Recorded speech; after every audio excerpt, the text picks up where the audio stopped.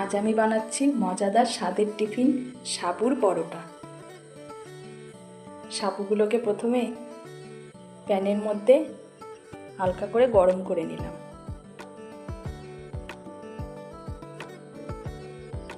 এবারে একটু ঠান্ডা হয়ে গেলে মিক্সির মধ্যে গুঁড়ো করে নেব। চালনি দিয়ে চেলে নিলাম।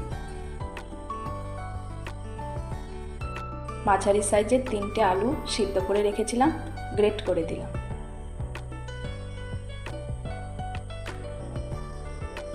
দিয়ে দিলাম সামান্য বিট লবণ,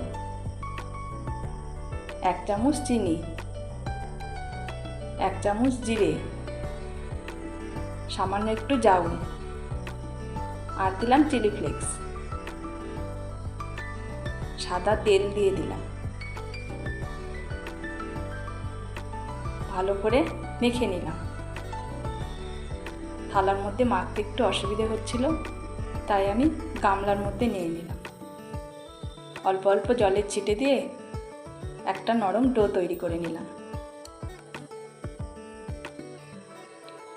এবারে সাদা তেল দিয়ে 10-15 মিনিট মতো ঢাকা দিয়ে রেখে দিলাম।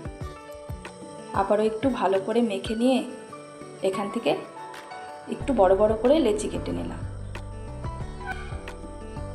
গোল গোল করে শেপ দিয়ে নিলাম। অল্প অল্প সাবুর গুঁড়ো দিয়ে আমি বেলে নিলাম। একটা বাটি বসিয়ে সুন্দর করে শেপ দিয়ে নিলাম।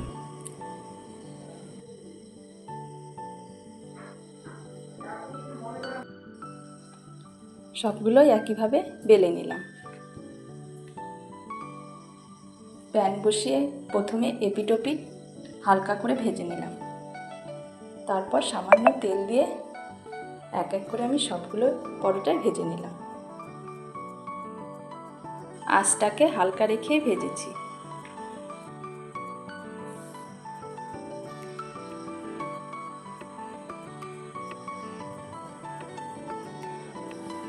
পরোটাগুলো আমার সব ভাজা হয়ে গেছে। সাথে একটা তরকারিও করে নিয়েছিলাম। দেখো কি সুন্দর নরম হয়েছে, খেতে দারুণ হয়েছিল। আজকের মতো এই পর্যন্ত। টাটা।